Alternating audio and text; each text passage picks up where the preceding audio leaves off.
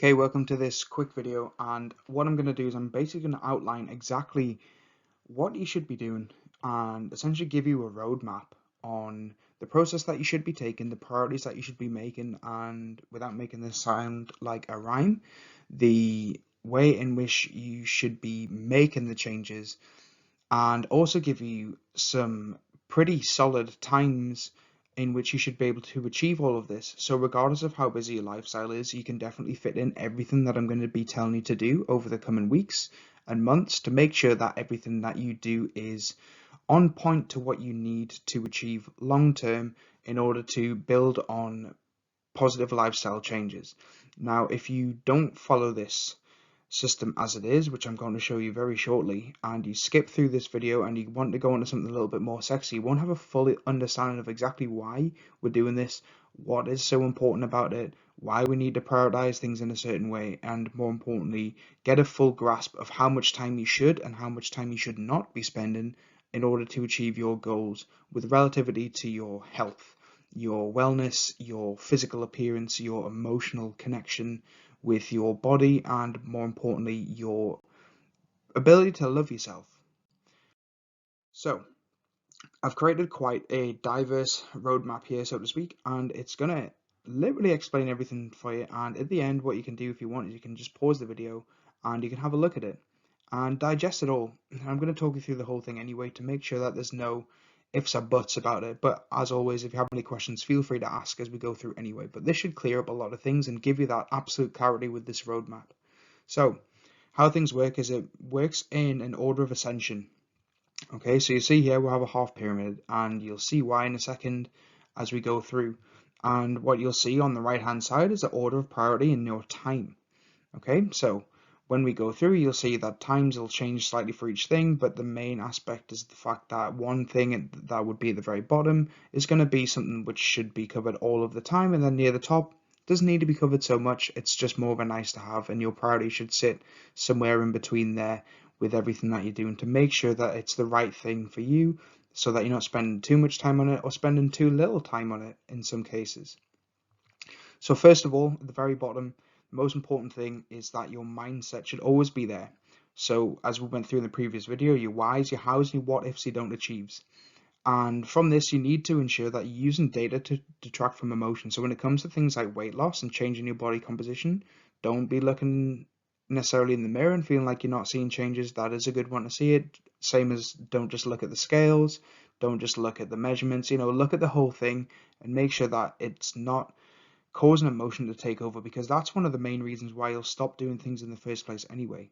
And if you let emotion start to take over, unless it's a positive emotion, then you're not going to be suited for this whole thing in the long term. And the most important thing is I'm trying to get you to make a positive lifestyle change that's going to last for the long term, not something short term. Again, this isn't a challenge. This is something that's going to completely change your life. And if you don't believe us, wait until you get to the very end. You stick through it and you'll absolutely achieve it. So your mindset should be absolute constant. It should always be on. It should always be there in the back of your head, thinking about why you're doing it, going a little bit deeper than just wanting to achieve the surface level stuff, the mechanisms and the tools on how you're going to achieve it, and then more importantly, what if you don't achieve it? So your actual, who's relying on you, what relationships are going to be damaged if you don't achieve this goal away from yourself. So the next one is going to be your nutrition. So as I mentioned before, it should be simple, easy to follow nutrition that automatically adjusts to your progress. And what I mean by that is as you go along, then you can pretty much self-regulate the nutrition as a whole. Okay, so it shouldn't be something where you have to blindly follow an Excel spreadsheet with a nutrition plan on it. It shouldn't be a case of giving you an exercise routine that you do. Of course, you're going to be getting these tools that you can use, but you're not going to be using them as the primary mechanism. But again, nutrition is hugely important, not just for making changes to your body composition, so losing fat, building muscle, etc., but also to how your gut health works, how your body's different systems work, everything from respiratory to digestive to cognitive, all these different systems, they're hugely dependent on your nutrition, which is ultimately going to affect your mental health and your physical health too. So the better your nutrition is, generally, the better your mental health is going to be, the better your physical health is going to be, the better you're going to look, the better you're going to feel. Everything from your skin all the way down to your nails, etc. It's going to be hugely important that everything is done the right way. Yet at the same time, as I mentioned, keep it simple and easy to follow and something that you can get along with quite easily and basically tie it into your life, so it doesn't take over your life. It's just part of your life that you've adjusted to make these changes. Okay, so you only need to spend about 2 hours a week on this. And what I mean by that is that's not 2 hours of eating, that's just 2 hours a week maximum where you're going to go shopping. You're going to pick up everything that you need for the week. Then you'll spend probably about another hour only spending the time on what you need to prepare in advance. You don't need to be preparing 20, 30 meals for the week ahead for a few reasons. If you prepare a load of meals and then the food sits in Tupperware containers and then it goes into the fridge, it's going to continue to degrade, and you'll find that the food quality remains really high over the first sort of 1 or 2 days. But once you get 3, 4, 5 days in, the food quality is going to deteriorate. It's going to negatively affect your gut health. It's going to taste not very good. It's not going to be the best thing to put into your body, and it's really going to essentially upset you. It's also going to taste pretty poor as well. So it's going to put you off from wanting to eat it and anyway, and that's not a good thing. You need something that's going to be suited to you. So the preparation is only for essential meals. So if you find that you are someone who sort of struggles to eat at lunchtime because, for example, you're at work and you go out for lunch a lot of the time and you don't know what to eat, well, obviously this would be a good time to prepare those meals for that. Do a couple of days, maybe freeze a couple, or just do 2, 3 days worth, and then 2, 3 days later you can prepare another in the night time, nice and easy, using, for example, some of the recipes or something from the Simple Nutrition System, which I highly recommend you follow anyway. The next one's structured exercise. So this should only be 45 minutes to an hour absolute maximum, but ideally 45 minutes. Okay, it should only be like 3, 4 times a week for dedicated results. It doesn't need to be more, it doesn't need to be much less. You can do 2, 3 hours tops. 4 is the absolute maximum. A lot of people, if you're working hard enough, you don't need to be doing more than 3 hours a week, because as you can see, the nutrition is going to play a big part and your mindset's going to play a massive part as well. And so if you're using exercise as a crutch, again, the moment you stop exercising, the moment you stop making these positive lifestyle changes throughout, then the exercise that you were using as a crutch, where you were spending hours in the gym and doing loads of cardio, etc., it's going to really impact that. It's going to make you feel poor. It's going to make you feel sad because you feel like you cannot sustain it. You feel ultimately like it doesn't work for you, like you have to go back to square one. It's going to be really demotivating. So the exercise is just there to stimulate the muscle growth, to stimulate the tissues, burn some calories, and develop some cardiovascular strength as well. And at this level, honestly, look, you don't need to be going crazy. You're not an athlete. You are someone who wants to make positive lifestyle changes and needs to do so to prevent long-term damage to your health, to your mental and physical wellness as well. So hugely important. So for this, you're looking 3 hours absolute maximum per week. So you can see already it's not really that much time that you're dedicating to the process. And don't worry, it's going to become even less as we go through, and you'll see even more. In reality, the time that you spend on this is so small in comparison to the rest of your week that it completely makes sense to do it in this order, and it's going to massively fit within your lifestyle too. So next one's a daily activity. So this is about 20 minutes, and it's just a means of stress relief and taking time for yourself each day. And the reason why I highlight this as being so important, and there's so many different ways you can do it, I like to get people to go out for a walk, not for the cardiovascular element or for the calorie burning element, because it's the stress relief side of things. Do your best to get out for at least 20 minutes of walking each day. If you can't do each day, find something else that you can do for 20 minutes. If you're at home and you know you can't go out for whatever reason it may be, that you need to dedicate 20 minutes to yourself where you switch off from screens. You're not just watching television, you're not just doing whatever. Use it to develop yourself, use it to reflect, use it to, make positive changes for yourself. Use anything that you like, whether it's listening to music or listening to a podcast or going for a walk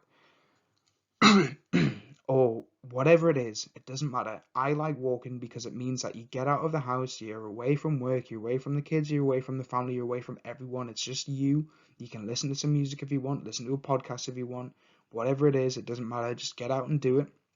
And that stress relief that you get from it is going to massively help. It's going to reduce the cortisol, which is a stress hormone, and the higher that your cortisol levels are, the more stressed you're going to be, the more your body's going to be unlikely to want to make positive changes, the more it negatively affects your health, the more it affects your anxiety, etc.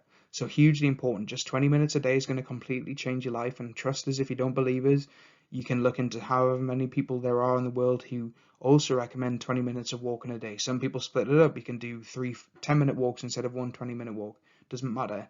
I like going out one block of 20-minute walking. If you do more, do more. If you do less, do another walk. Just aim for at least 20 minutes a day. Get out of the house, do something with yourself that isn't in your own little bubble. Get out, take time for yourself. Hugely important, and we'll go into that a little bit more with some later on training. Okay, so again, 2 hours, 20 minutes out of your week, spread over 7 days, that's nothing. It's literally 20 minutes a day. Okay, after this, so supplementation. So supplementation is hugely important, and it's there to do one thing: supplement the nutrition that you're doing and help you with your structured exercise, help you with your mental and physical well-being too. Okay, so it should be affordable, nutritionally sound, and scientifically backed to assist with your journey, and we'll talk through that in the nutrition element. So don't worry, don't feel like I have to tell you now. You'll get onto that. I'm just giving you the roadmap at this point.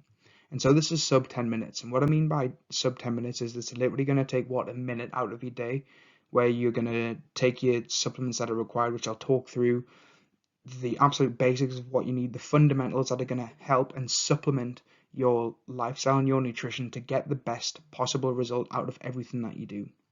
So hugely important, and under 10 minutes. Realistically, you're talking 20, 30 seconds, but it's nice to have some sort of grasp on the time that it's going to take. Okay, and then finally, we've got mobility. So a lot of people don't talk about this. I'm not a mobility expert, but look, at the end of the day, if you can do something which relaxes, lengthens, and resets the muscles associated with your common issues, okay, with things such as, lower back pain, hip pain, poor posture, it's going to do a few things. It's going to make you feel good. It's also going to help you dedicate even more time to yourself if you do this a few times a week. It's going to help with all of these issues that I mentioned before. So a lot of women, a lot of men have, lower back pain, they've got hip pain, really poor posture from spending a lot of time driving, sitting at the desk, meetings, etc. It's hugely important that you spend a little bit of time working on your mobility. And once it gets to a decent level where you don't need to be working on it, it's always good to maintain it. You don't want to go backwards. Again, it's all about that positive lifestyle change. And for this, you're looking at 1 hour. Okay, so 1 hour is not very much time at all. Okay, so overall, realistically, what you're going to be looking at per week to dedicate to making these positive lifestyle changes is 8 hours a week to success. That leaves you 160 hours remaining each week to give back to your loved ones and for your own professional development or whatever else you're chasing that you need, that help and that positive push with, and you wanting to make these positive changes for. So hugely important. You're talking 8 hours a week. Then you've got the remainder of the week to do whatever you want. That's just living time.